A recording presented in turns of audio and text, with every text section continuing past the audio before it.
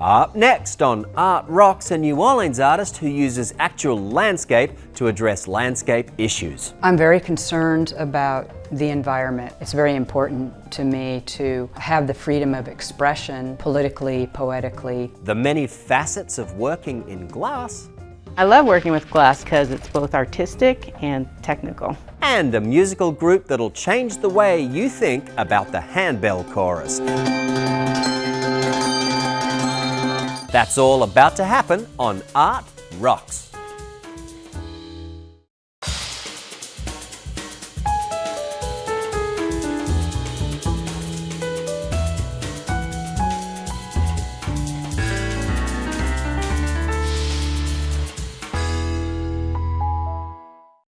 Support for this program is provided by Georgia Pacific Port Hudson operations. Like the impulse that drives an artist's creativity, Georgia Pacific's 850 Louisiana employees are driven to produce quality paper products for your home and business. With additional support from the Renaissance Baton Rouge Hotel, centrally located for business and pleasure travel, the Renaissance offers intrigue, style, and southern hospitality. And by the Watermark Baton Rouge. Art, history, and commerce come together in the heart of downtown Baton Rouge at the Watermark, located in the historic Louisiana Trust and Savings Bank building. And by Prescience Point Capital Management, a fact-based private investment manager using forensic investigation to benefit clients. Research with impact. And by Ann Conley Fine Art, with the Foundation for Excellence in Louisiana Public Broadcasting and viewers like you. Hello and welcome back to Art Rocks with me, James Fox Smith, publisher of Country Roads magazine. Allow me to introduce New Orleans artist Jacqueline Bishop. She's a highly regarded landscape painter who creates symbolism-rich paintings that express her concern that natural habitats are yielding to the pressures of human activity. Listen now as Bishop discusses the visceral connection she strives to make between her art, her viewers, and the land, air and water upon which we all depend.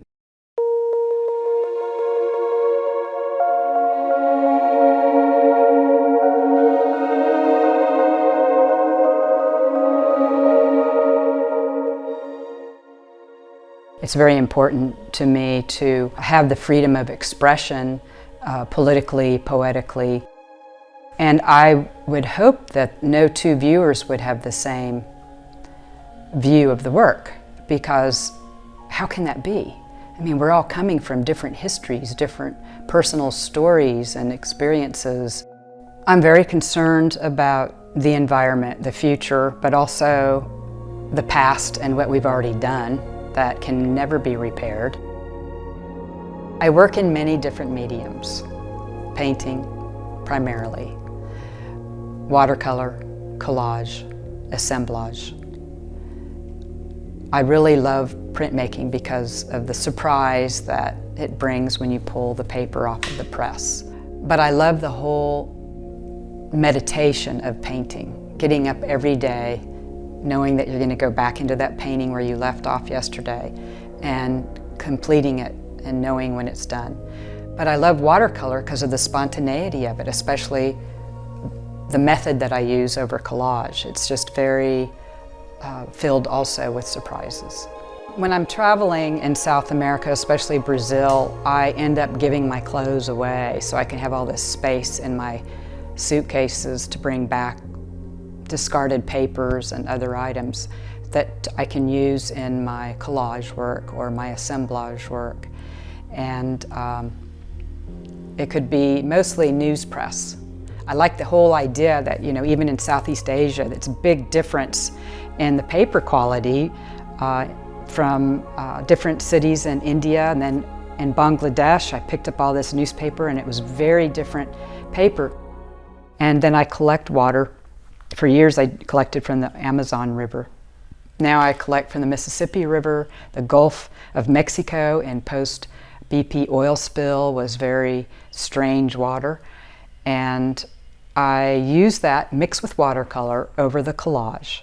There's no way to predict how the water and the watercolor will react on the paper because it will be very different substance and it reacts very differently from the top to the bottom. So I call that a chemical reaction in the watercolor. It's fascinating. I love birds and bird imagery, and I started having to do more research on the birds and found out that a lot of the birds I had been painting were extinct, which seemed like a pretty strong word to describe anything.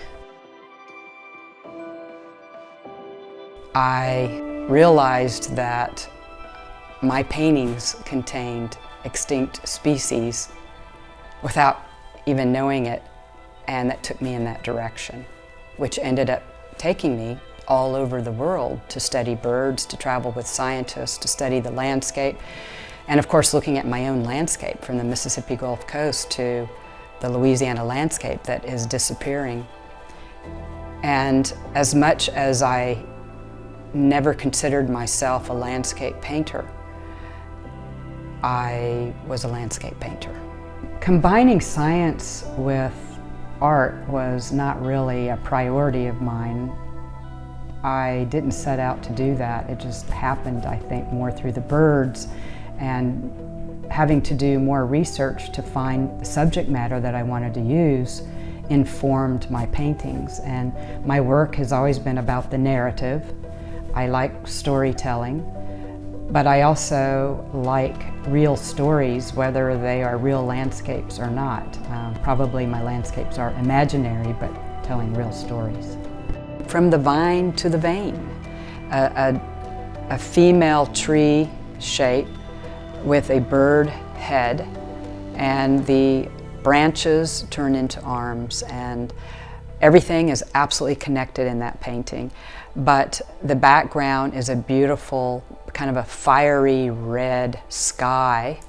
So beautiful, but our beautiful skies and sunsets are beautiful because of the chemicals in the sky, because of the chemicals in the refineries, or from the cattle ranching, or from the cities with all of the pollution coming out of them. They change the color to something so beautiful, but we're not supposed to be breathing it. World View is a larger scale painting, and it is very nest-like in the subject matter. There's the earth in the very middle of it, but it's almost camouflaged with everything. And right in the center is a howler monkey that I have seen in Brazil making an announcement. And the mouth of the monkey is wide open, screaming at the top of its lungs. And everything around it is very close-knit, nest-like, built by something. But many of them are leaving that nest, or it's unraveling on its own or by something. It doesn't feel as comfortable and beautiful as it looks on the surface. Because I do observe the landscape, and I have this affiliation with garbage and discarded objects, and whether it be natural or man-made, I did notice many years ago how many baby shoes were in the landscape. And I started picking them up and putting them in my backpack. I thought, well, you know, I'm going to do something with these. And then I started painting them, painting landscapes on them, because I realized the correlation between the landscape and children and our memories to the landscape, and how it is disappearing beneath their feet because of the decisions adults have made about it.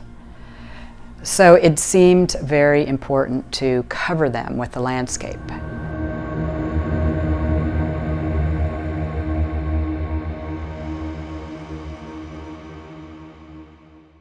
No matter where you live in Louisiana, opportunities to connect with the arts are everywhere, but you still have to know where to look.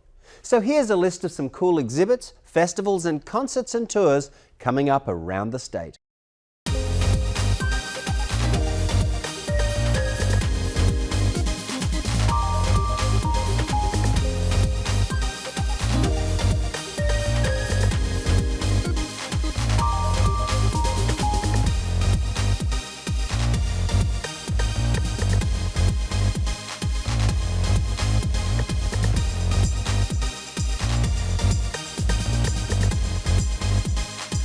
To learn more about these and other events in Louisiana, keep your eyes peeled for a copy of Country Roads magazine.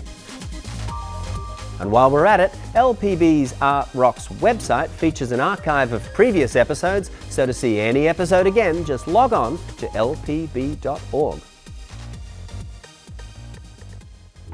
The Glass Studio is a creative arts and teaching facility in Sparks, Nevada. It's home base for 4 local artists, each with a different background. As you're about to see, in their hands glass reflects an almost infinite variety of colours, forms and textures. Handle with care, because here's their story.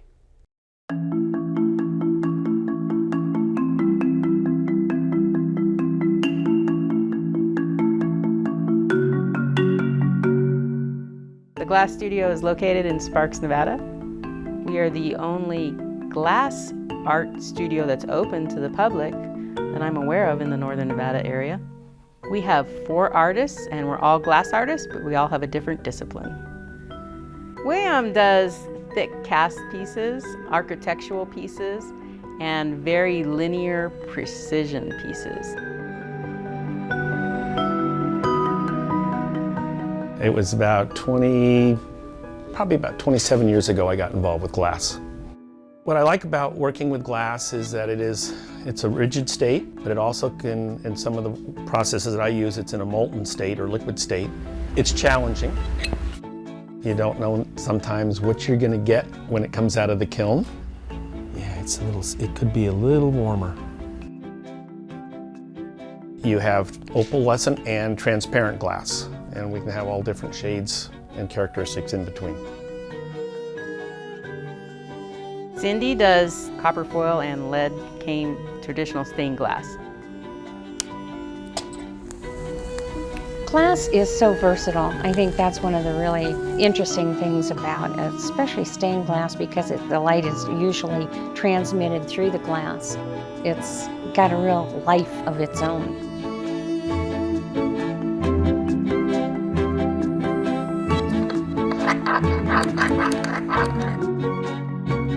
The soldering iron is 700 degrees Fahrenheit to melt the solder. The hottest part of the blade is right here on the side, so that's where I'm touching the solder to the blade. I stand it upright on the corner so it flows well off the side of the blade onto the seam.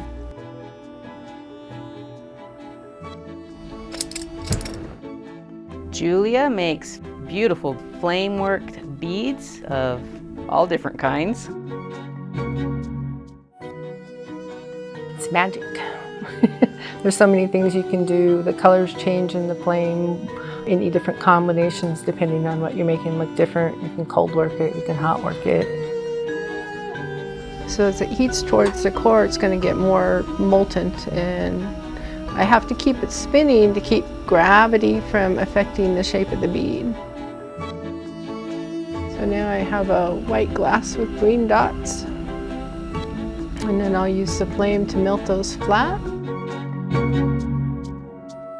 Usually it's my little critters that get most of the attention. The owls and the frogs are probably my most favorite. I work with fusible glass, which is colored art glass that's specifically designed for heat work. I like to kind of paint a picture using the crushed glass. I recently went to South Africa, and so I am working on a giraffe piece because I love giraffes. I sketch out the animal, I draw them on clear glass, and then I color it in using the colored crushed glass. And then I have my main piece, my focal piece, which is the animal, and then I put it on some sort of background piece. It's not only an artistic process, it's also a scientific process. Glass is made with the manufacturers. They do use silica sand and chemicals added into the silica sand to get the colors that they want. Sulfur results in yellows and oranges and reds, and coppers will result in blues, and chromium, I believe, is what they use for greens. I majored in science. I have a Bachelor of Science degree in geology, of all things. The glass behaves differently at different temperatures, plus the different colors behave differently at different temperatures.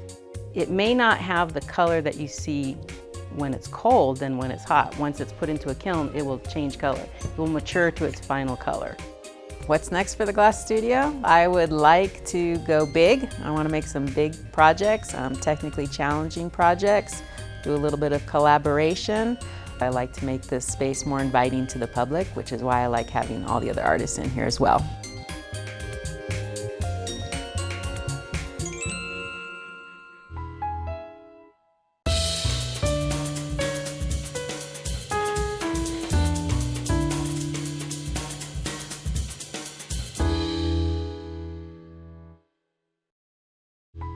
Dayton, Ohio cartoonist Mike Peters makes work that's seen daily in more than 800 newspapers all around the world.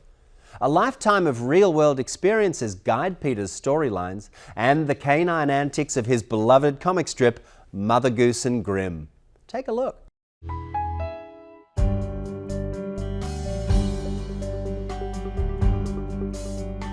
I still work for the Dayton Daily News in Dayton, Ohio, but it's like I live there because I have my computer.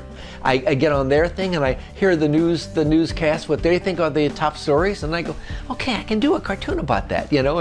And my editors, they're always amazed that I am so attuned about what's going on in Dayton, Ohio.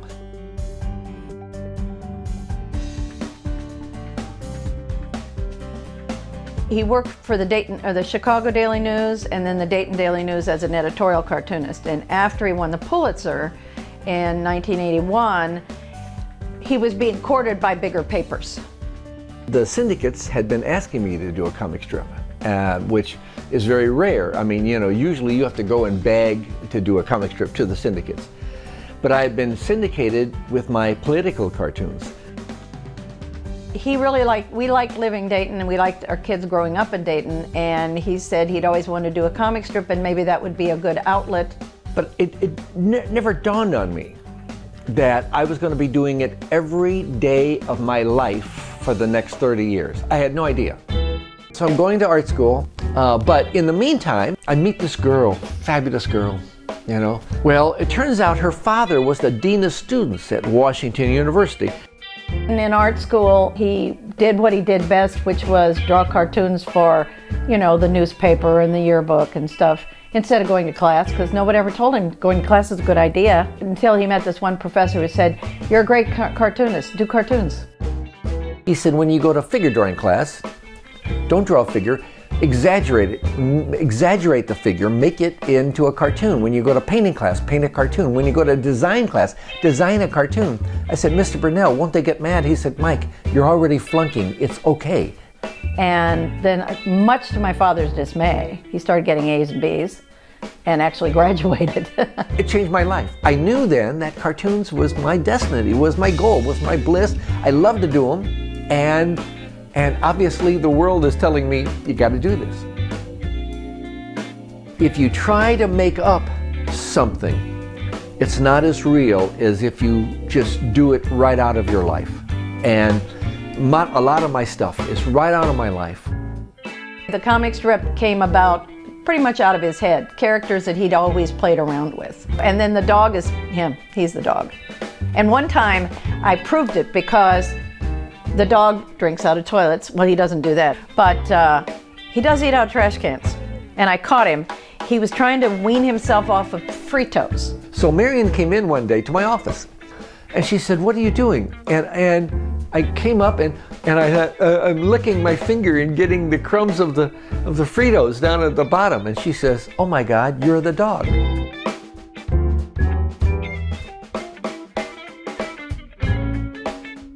I never realized I was a dog. I always thought the dog was just this entity that I was trying to do funny cartoons, but I was the dog. And once I learned that, the strip all came together. And I've been having a great time ever since. I'm in about 700 papers around the country, around the world. So it's great.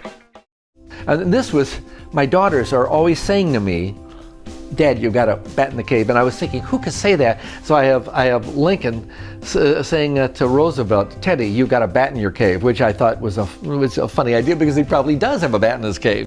But that's how I come up with ideas. I think of things, I write things down that my kids say or that people say on the news or that I see at a grocery store, and then I try to make it into something that's funny that people will hopefully laugh at. I know when I'm hitting my truth, it'll hit the truth of 1,000 other people out there. And then I always get good reaction from people because they say, oh my God, that's exactly true for me. And finally, the musical group Tintabulations from Reno, Nevada is a handbell ensemble with a set list that is as varied as its members' imaginations. From holiday staples to Led Zeppelin classics, this choir of bells astonishes and enchants, with musical stylings that really rings its audience's bells. Handbells are an interesting instrument.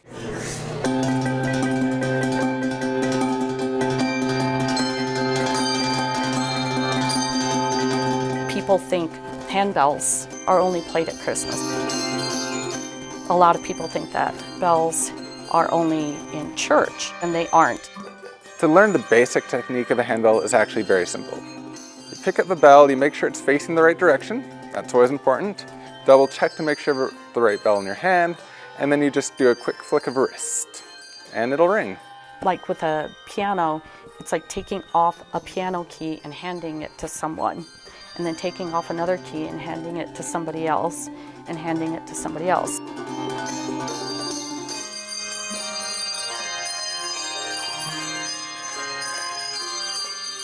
Each bell has a pitch, just like each key on a piano is a certain pitch, a certain note. And just like, you know, a tuba plays really low notes and a piccolo plays really high notes, size is relative. So the small bells play the high pitches and the really big bells play the low pitches.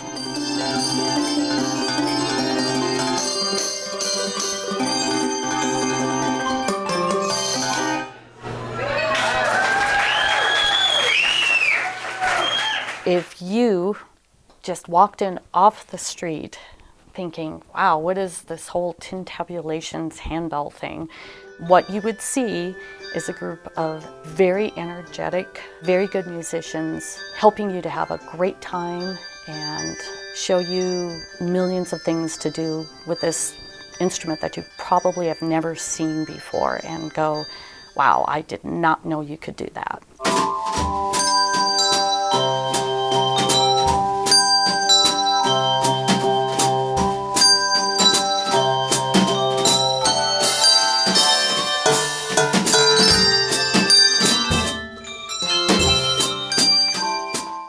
How did tintabulations get their name?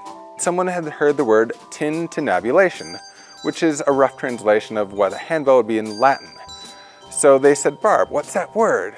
And she didn't really know, so she tried to conjugate it herself from her understanding of Latin, and she missed. So instead of tintabulations, we got tintabulations.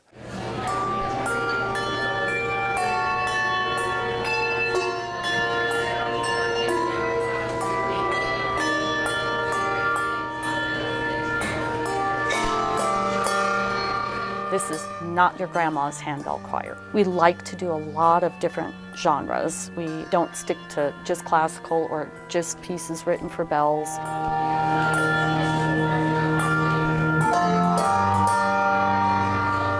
I think it's a unique art form because of the dependency upon other people to make the beautiful sounds. The thing that makes tintab fun is that they're passionate about ringing. We all have different skill levels. There's different people who are better at different things, but in the end, the focus is always on making music. It's a big time investment. We rehearse 3 hours a week. We do about 20 to 30 performances a year. You really feed off an audience's energy. I would like to have enriched their lives in some way through the performance. The best thing we can do as a handbell ensemble is to make one new person in the audience come back or even become a ringer.